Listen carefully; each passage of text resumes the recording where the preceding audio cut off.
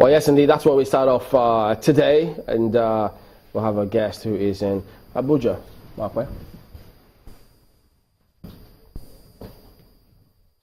Thank you, Chamberlain. I do have with me Senator Shehu Sani, who is the Chairman, Senate Committee on Local and Foreign Debt. You're welcome to the program.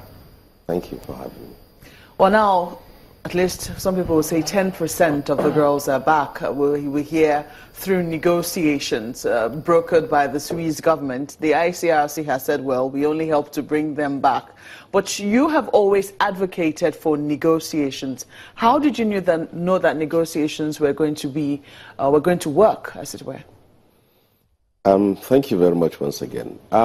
First of all, the release of these 21 girls was not something that happened at an instant.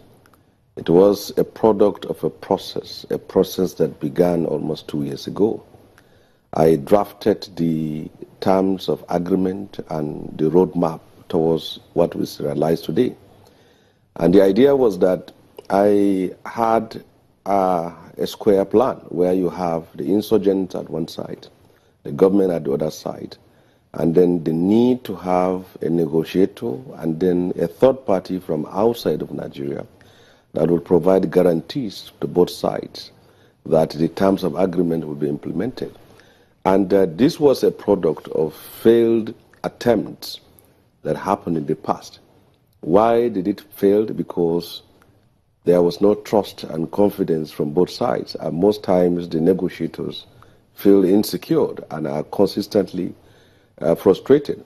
So what happened now that led to this release was that the negotiation between the government and the insurgents done by the Swiss and also with the negotiator is what produced what we have. Now, I brought the Swiss into it, and I also brought the negotiator that did all these things here. And it succeeded because of a number of things.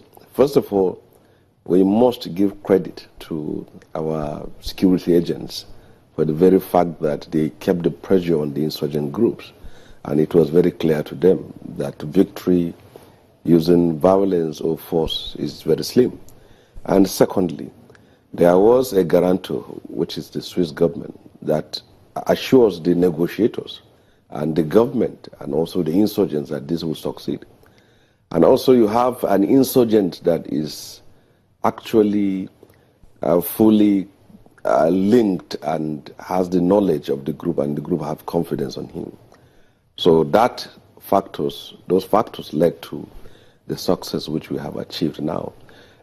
If there was no Swiss government, it's going to be very difficult, because most times why it failed in the past was that each time there was going to be a deal, you see some form of sabotage, either from security agents or from someone.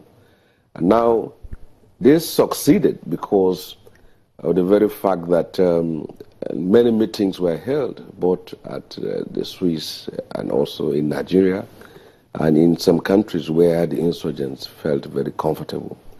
So the roadmap which I drew led to the success of what we have now.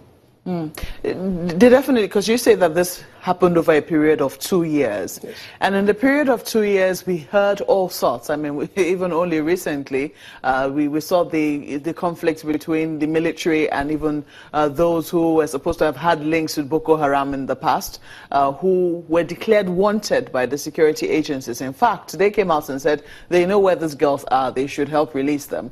How did that affect the confidence building which you talked about? Was that a ploy to divert attention, or was it just all a part of the grand scheme? Was it something that was happening that nobody could really tell? What did you make of that?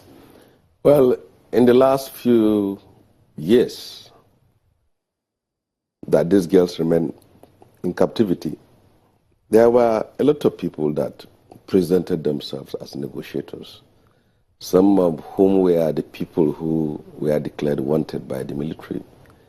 But this person, who I introduced to the embassy, and I also brought in the ICRC into it. And the reasons are the very fact that some people thought the ICRC negotiate, but they didn't negotiate it. Even when we went and sat down with them, they said by their law they don't negotiate. What they do is to ensure that the terms of agreement of the negotiators are simply implemented. So the plan I brought were two. One is that you look at the possibility of a swap, whereby the girls will be released and the insurgents that are in detention will also be swapped. And the second is to look at other aspects of the possibility of reaching a deal. Now, in the last administration, there were a lot of missteps and failures. And why is simply because when it comes to the very point of releasing the insurgents for the girls, security agents will give a very negative report on the consequences of that.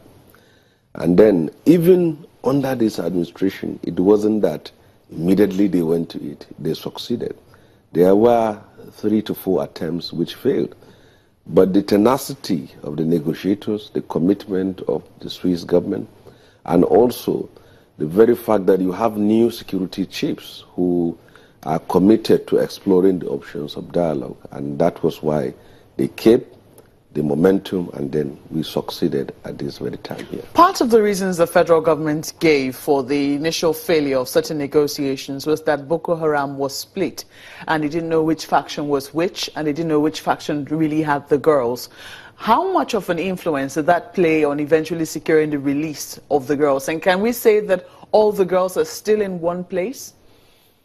Well, before we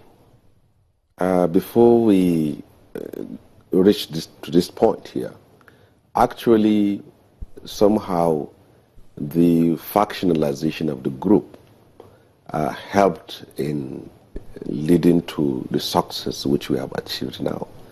But if you go back through history or memory, you will see that faction came when it was clear that the group has lost a lot of ground. And now they started questioning themselves about leadership, and then this was what happened. But I have the confidence that the girls are not in different camps. They are with the faction which the federal government has been negotiating with, and that was why they were able to secure the release. All of the girls? I believe so, yeah. Okay, well, let's go to Lagos now for some questions. Well, Senator Sani, yes, you did say you were instrumental in the release of these girls, but as at the time the news broke, many just wondered how did it happen. Could you tell us, was there any ransom paid?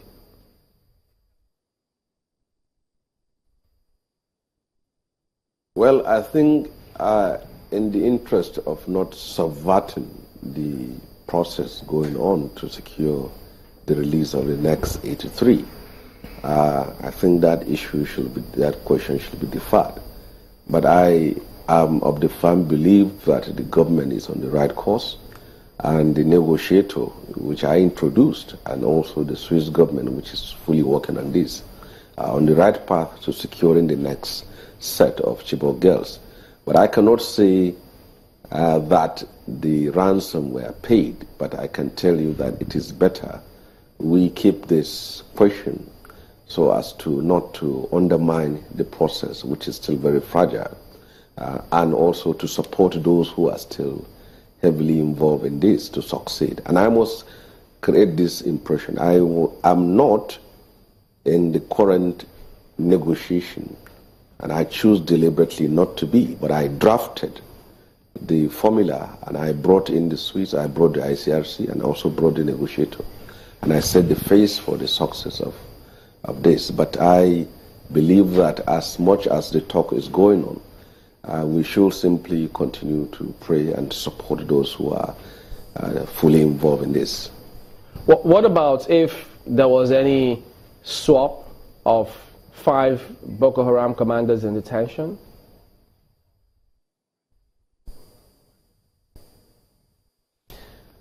Well, I read a lot of news about swap, but I can assure you that there was no swap. The government, as said by the Minister of Information, there was no swap at all.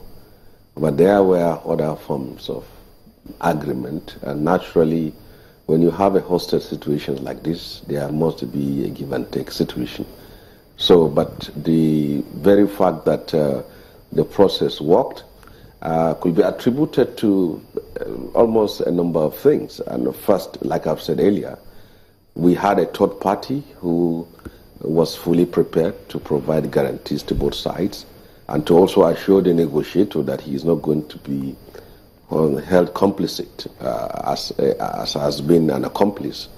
And we also have an international humanitarian agency that gives that international ambience to the whole thing and also is committed towards bringing these girls.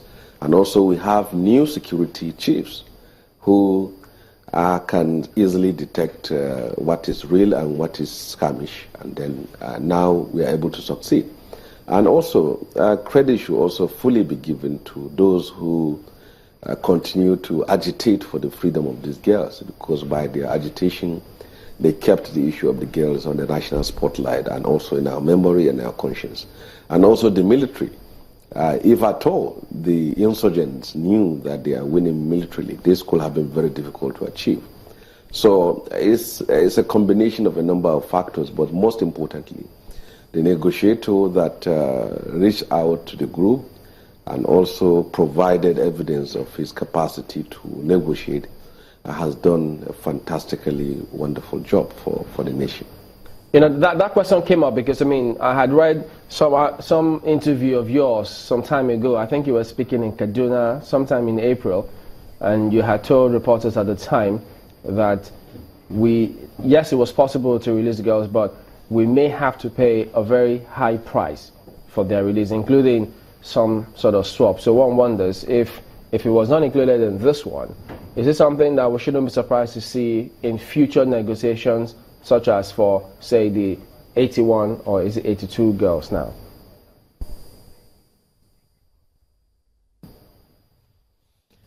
Well, I think for now, what is most important to us is to see that the next set of girls are freed from captivity using the same process. If we can recall very well that in the last 2 years since this abduction happened, we have seen so many people laying claims to their capacity and ability to negotiate. And we have also seen the government being fleeced in a lot of respect, and we have also seen people who have made fortunes out of this. And it led to a near point of despair, or pessimism, or skepticism, or cynicism, or despondency that possibly these girls may not be freed. But for now, the process has yielded result. And what is most important is for us to continue to support the process. But I think what is of note for us to be very cautious about is that there's a statement made by one of the girls who said it in Hausa. One of the 25 girls. I've watched it on your screen here. She said the Lord has saved her life. She never thought she'd be free. Sometimes she has bombs dropping very close to herself. And by that narrative is an indication of what actually happened.